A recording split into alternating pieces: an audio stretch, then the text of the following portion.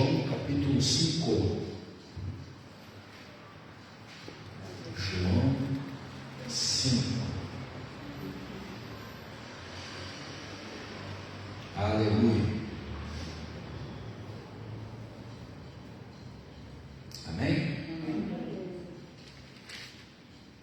Algum tempo depois, Jesus subiu a Jerusalém para uma festa dos judeus. Aí em Jerusalém, perto da porta das ovelhas, um tanque que em aramaico é chamado Betesda, teve 5 entradas em volta. Ali costumava ficar grande número de pessoas doentes e inválidas, cegos, mancos e paralíticos. Eles esperavam um movimento nas águas. De vez em quando descia um anjo do Senhor e agitava as águas. O primeiro que entrasse no tanque, depois de agitadas as águas, era curado de qualquer doença que tivesse. Um dos que estava ali era paralítico, fazia 38 anos. Quando o viu deitado e soube que ele vivia naquele estado durante tanto tempo, Jesus lhe perguntou: "Você quer ser curado?" Disse o paralítico: "Senhor, não tem ninguém que me ajude a entrar no tanque quando a água é agitada. Enquanto estou tentando entrar, outro chega antes de mim."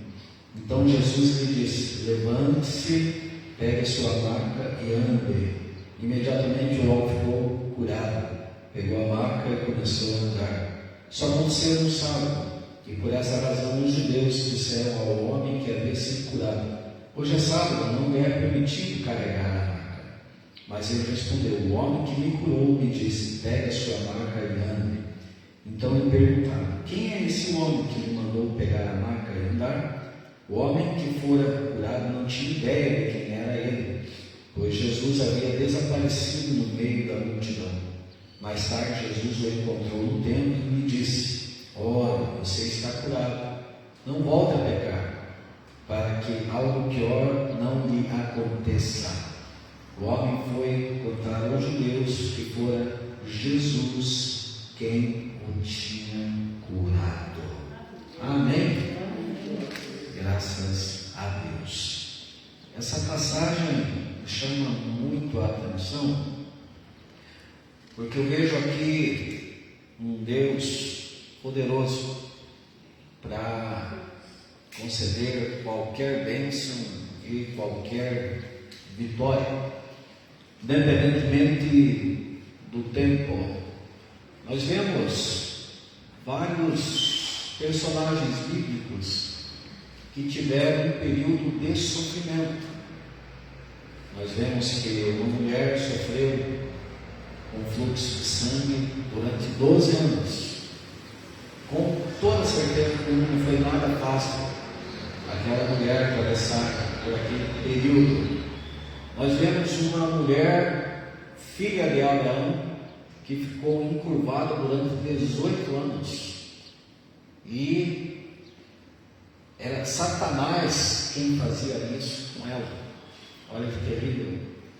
Mas nós vemos aqui este homem que estava nesta situação, queridos irmãos, 38 anos.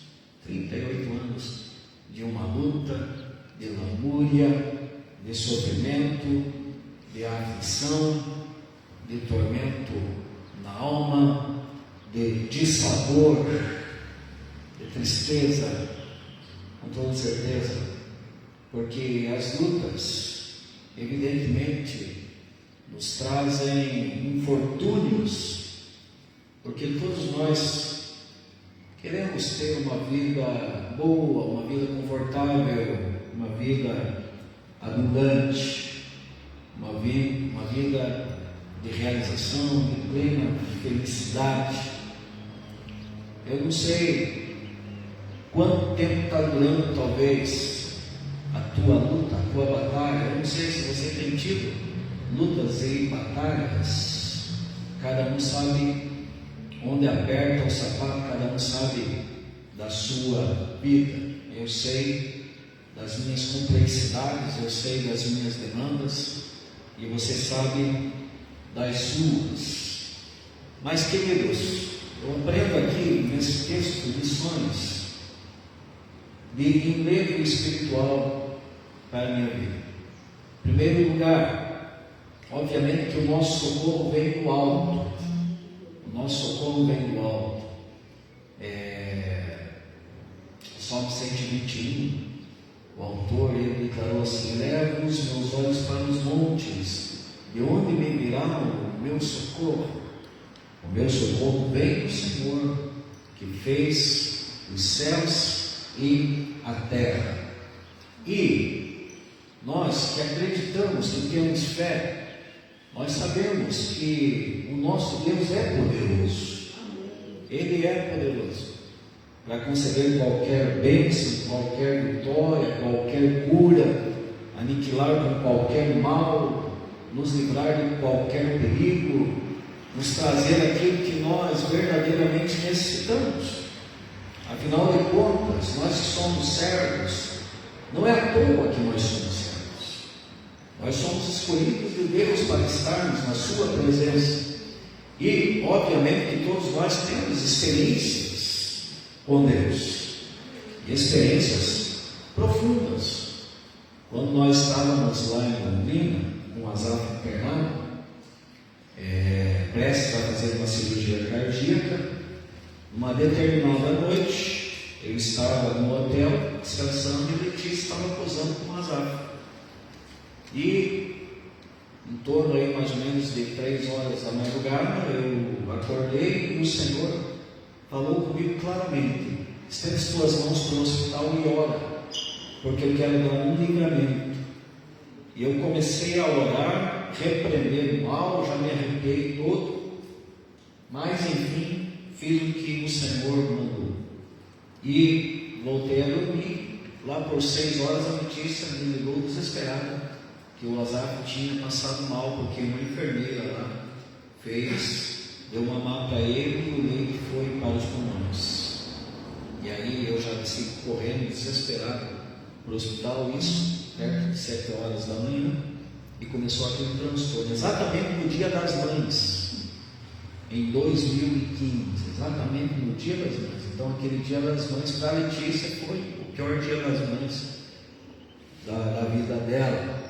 Mas, enfim, eles conseguiram ali socorrer o Asaf rapidamente, e graças a Deus não ficou nenhum reflexo daquilo na sua vida, porque ele foi socorrido a tempo. E por quê? Porque Deus tinha me despertado para orar. Então Deus é primeiro maravilhoso, e Deus cuida dos seus, e se Ele quiser livrar, Ele livra. Se Ele quiser abençoar, Ele abençoa, porque todo poder procede, é proveniente dEle. E eu gosto muito de Efésios 3:20, onde Paulo falou que Deus é poderoso para fazer muito mais além daquilo que pedimos ou pensamos.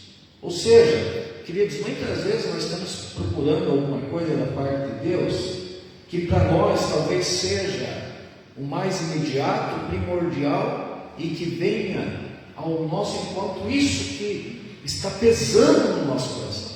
Mas na verdade o Senhor é poderoso para fazer muito mais além daquilo que nós pedimos ou pensamos. Ou seja, Deus ele está nos visitando com as vitórias que nós não temos consciência do que carecemos, mas Deus sabe, e Ele está concedendo essas vitórias em Cristo Jesus, o nosso Senhor, diariamente. Deus está trabalhando em favor daqueles que nele esperam. Eu gosto muito de Isaías 64:4, porque desde a antiguidade não se ouviu, nem com olhos se viu, nem com ouvidos se percebeu um Deus além de ti, que trabalha em favor daqueles que nele esperam. Então Deus está trabalhando e é poderoso. E quem glorifica Ele nesta tarde da bênção é poderoso. Então, queridos, Deus está no controle das nossas vidas com o seu poder e com a sua soberania. E aqueles que habitam no esconderijo do Altíssimo descansam na sombra do Onipotente. Nós precisamos ter esta segurança. Aleluia. Maior que está em nós do que aquele que está no mundo. Louvado seja o nome do Senhor. Nosso Deus é poderoso, tem todo o poder dos céus, da terra e debaixo da terra. Jesus falou assim: é-me dado todo o poder. Olha que tremendo, né? E esse Jesus poderoso se manifestou naquele dia para aquele homem que estava lá num lugar de sofrimento, num lugar de enfermidades, de doenças. E aquele homem, não sei se ele estava perseverando ou se ele já tinha perdido a esperança. Não dá para saber. Porque se ele estava ali no tanque de Betesda, obviamente, ele estava num lugar adequado, com uma grande possibilidade de alcançar uma cura, de alcançar uma vitória. Mas onde estava o seu coração? É isso que nós precisamos notar e meditarmos. Onde estava o coração daquele homem? Porque quando Jesus se aproximou dele, Jesus fez uma pergunta assim, muito óbvia a ele: queres ser curado? E gente, olha, depois de 38 anos, o homem aponta uma resposta totalmente embaraçada, totalmente confusa. E talvez o coração dele estivesse mais colocado em outras coisas do que propriamente colocado em Deus. Se esse homem estava no tanque de Betesda, obviamente ele já tinha ouvido falar do Deus de Israel. Obviamente que ele já tinha talvez até ouvido falar dos milagres de Jesus. Não temos certeza ou plena convicção disso. Mas se ele estava esperando o anjo, então a sua cura, se fosse o caso, seria sobrenatural. Mas, queridos, onde estava posto o seu coração? Estava com o seu coração no anjo, no tanque, na ajuda de uma pessoa, de qualquer homem que pudesse usar misericórdia e, sabendo talvez no tempo de sofrimento dele, chegasse, pegasse ele, colocasse ele no colo: olha, é o seguinte, eu sei que faz tanto tempo que você está penando com essa situação, então eu vou usar misericórdia, vou levar você até o tanque, e a hora que nós percebermos o anjo, nós dois vamos lá e a vitória é tua. Olha, muitas vezes nós colocamos os nossos corações em tantas coisas e acabamos nos decepcionando. Porque é assim, queridos, o nosso socorro sempre virá do alto. E aí importa que Deus use os seus meios para nos abençoar. Use. Mas o importante é onde está colocado o nosso coração. Onde está posto o nosso coração. Isso diz respeito à nossa fé. No que nós acreditamos. No que nós acreditamos. E, gente, ele deu uma resposta ali absurda para Jesus. E mesmo assim, Jesus usou de amor, de bondade, de compaixão e acabou curando ele.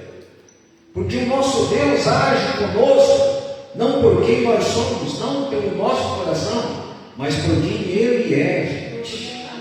É claro que tem vezes que Deus age conosco por quem nós somos, mas não foi esse caso aqui. Não foi esse caso. E terceiro, o que eu aprendo aqui, gente, é que mesmo depois de ser curado, este homem, ele nos revelou uma total indiferença com quem o curou. Isso serve de lição para nós. Porque, amados, se tem algo ou uma palavra que tem que falar forte no nosso coração em relação a nossa vida com Deus, é a palavra gratidão. Gratidão. Sermos gratos a Deus em todas as coisas e por tudo que Ele tem feito por nós, e por tudo que Ele está fazendo, e por tudo que Ele vai fazer ainda. Porque nós precisamos de Deus ontem, nós estamos precisando de Deus hoje, e nós precisaremos de Deus amanhã. Todo ser que pensa, todo ser inteligente sabe disso. Olha, Senhor, vida está belezinha. Agora está tudo bem. Só pode descansar. Vai cuidar de outro. Vai cuidar das crianças da água. Vai lá, né, naquele país onde estão matando lá os cristãos. Porque aqui agora sim. Fechou. Paz tranquilo, paz, serenidade. O mar está tranquilo, né? Nem o ventinho mais. Né? Vai na previsão, é só aquele sol. Né? Foi seu tempo, não é verdade? Foi seu tempo. Agora é abrir a rede social, alerta. Parece que daqui em diante a nossa vida vai ser sozinho, não é verdade? Alerta, né, mãe? Gente do céu, parece que nós não temos mais paz. Só que o servo de Deus, ele encontra uma paz em Deus. E mesmo que tudo seja contrário, tudo vire tempestade, a nossa vida está segura nas mãos do Senhor. E gente, nós precisamos de Deus o tempo todo. Nesse momento nós estamos recebendo tudo aquilo que vem do coração de amor, de bondade e de cuidado do Senhor. E esse homem, depois de 38 anos, queridos, ele foi curado. E olha que descaso. Aí Jesus falou: olha, carregue, levanta, se está curado, carregue a tua marca, novidade de vida, certo? Um novo tempo para você. E aí, era sábado, alguns lá religiosos chegaram e perguntaram: sábado, por que você está carregando você entendeu? Não, o ano que me curou, ele que mandou. E quem te curou? Boa pergunta. Quem te curou? Nem eu sei. Gente, que indiferença, que falta de gratidão no coração. Que falta de gratidão. Isso é proveniente de um coração humano. Todos nós somos propensos a esse tipo de absurdo. Todos nós. Só que isso aqui serve de lição para nós. Sermos gratos. Em tudo dai graças, porque esta é a vontade de Deus em Cristo Jesus. Disse o apóstolo Paulo. Em tudo devemos ter gratidão. Tendo ou não tendo, devemos dar graças ao Pai. Estando saudáveis ou estando doentes, nós devemos dar graças a Deus. O mar estando tranquilo ou o mar tempestuoso, devemos dar graças a Deus. Em todas as situações. Paulo, ele fala algo muito tremendo. E que nós, como igreja do Senhor, nós devemos observarmos e pedirmos para Deus fortaleza nesse sentido. Porque talvez para a maioria das pessoas não seja fácil isso. Eu vou dizer uma grande verdade para vocês. Até porque eu estou buscando a verdade de Deus para a minha vida hoje. Estou fazendo essa campanha da armadura de Deus. E estou precisando ser visitado pela verdade. Não que eu seja mentiroso. Não que eu seja hipócrita. Mas eu preciso ser cada vez mais verdadeiro até mesmo comigo. Porque quando eu não tento mascarar quem eu sou para mim mesmo, aí eu me abro completamente diante de Deus, assim como Davi fez lá no Salmo 139. Davi se expôs, se escancarou para Deus: Senhor, eis-me aqui, sonda-me, vê se há em mim algo que precisa ser corrigido, e me guia pelo caminho eterno. Queridos, como eu quero ser melhor, como eu quero ser uma melhor pessoa, como eu quero ser um docinho de coco, como eu quero ser considerado melhor pelas pessoas, através talvez de um procedimento que eu até penso ter, mas de repente diz totalmente contrário àquilo que eu sou. Porque muitas vezes eu posso me achar uma pessoa humilde. Não, eu sou humilde. Mas será que aos olhos dos outros, daqueles que estão me observando, me avaliando, eu sou humilde? Se eu for perguntar, digamos para a irmã Joseli, não precisa responder em nome de Jesus. Irmã Joseli, a senhora me acha um homem humilde? Não precisa responder, por favor. Se eu for perguntar para o Wagner, a mesma coisa. É claro que o Wagner, sendo um homem inteligente, a irmã Joseli, sendo uma mulher inteligente, todos que aqui estão são pessoas inteligentes, vai ter uma definição, não é verdade? E de repente uma definição que não condiz com a minha definição, não é verdade? Mas como eu quero ser melhor, como eu quero ser melhorado, transformado, liberto, como eu quero ser a imagem e semelhança de Jesus Cristo, chegou o momento que Paulo falou assim: ser depois meus imitadores, como eu sou de Cristo. Olha, gente, nós precisamos ser melhorados a cada dia, e nós estamos num processo de aperfeiçoamento. Então, eu vou ser sincero para vocês, eu preciso aprender muitas coisas acerca da vida espiritual. E quando eu olho para Paulo, eu fico muito envergonhado quando ele declarou assim: aprendi a me contentar em toda e qualquer situação, sei a ter fartura, mas sei também padecer necessidade. Gente, eu preciso me aprender muito nesse sentido, porque na fartura, glória a Deus, mas é na necessidade, Senhor da glória. Mas olha o que Paulo declarou: aprendi. Ele não nasceu com ele.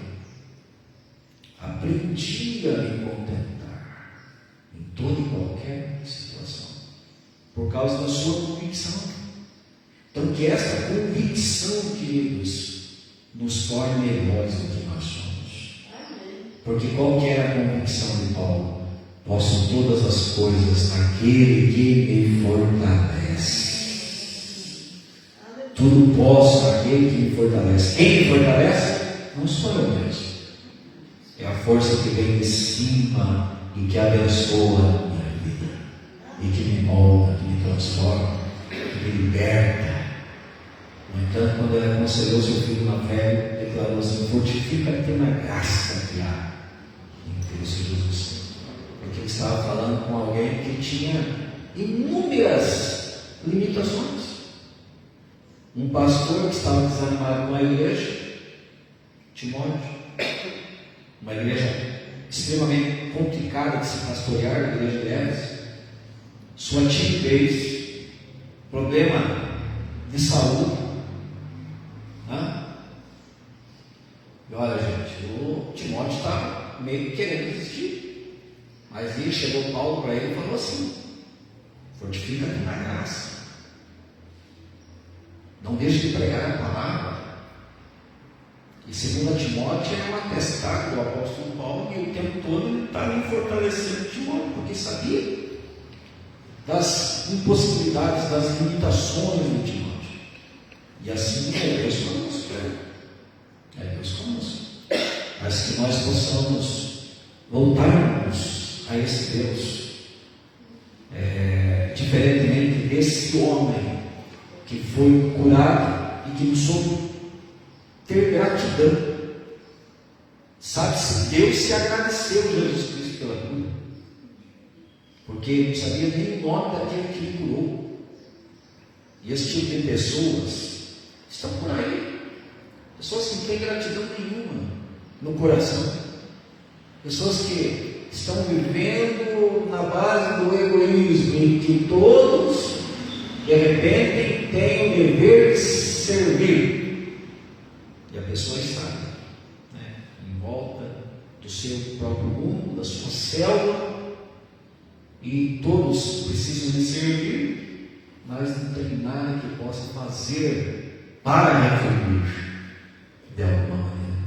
Então, pelo menos o coração agradecido faz parte, principalmente diante das atitudes de Deus, que nós sejamos agradecidos por tudo que Ele tem feito e por tudo que Ele vai fazer. Em nome de Jesus. gratidão nos nossos corações, nós somos pessoas melhores e entendemos a graça de Deus e como Deus trata conosco. Jesus usou de graça para aquele homem, aquele homem não merecia ser curado, não merecia, nenhum de nós aqui merece. Ou será que tem alguém aqui que possa dizer: eu mereço, eu estou fazendo a diferença, eu estou fazendo isso, eu estou fazendo aquilo, eu estou dedicado, eu estou limpando a casa, estou lavando a louça, as vergonhas não tem mais vez. Estou fazendo a minha parte. Não tem. Como nos justificaremos diante de Deus? O que nós podemos apresentar diante de Deus? E onde nós pensamos: não, nisso aqui eu sou bom. Será que tem alguém santo no nosso meio que possa ter esse pensamento? Não, nessa área aqui eu estou excelente. Olha, não preciso de mais nada. Amém, gente? Amém. Glória a Deus. Quem crê que o Senhor é poderoso para fazer muito mais, não deixe de glorificar a Ele, de exaltar a Ele, porque Ele tem tratado conosco de uma maneira suficiente. A Ele a honra, a Ele a glória, a Ele o louvor. E quando nós chegarmos no patamar de Abacuque, gente, aí verdadeiramente nós entendemos que o justo viverá pela figueira. Ainda que a figueira não floresça, ainda que não haja fruto na videira, ainda que o produto da oliveira minta, ainda que os campos não deem seus mantimentos, ainda que as ovelhas sejam exterminadas e falte o gado no curral, todavia eu me alegrarei no Senhor. Serei grato a Deus, eu me alegrarei no Senhor, exultarei no Deus da minha salvação. O Senhor Jeová é a minha força. Quem pode levantar suas mãos e glorificar ao Senhor Jeová nessa tarde? O Senhor Jeová é a minha força, Ele faz os meus pés como está corça.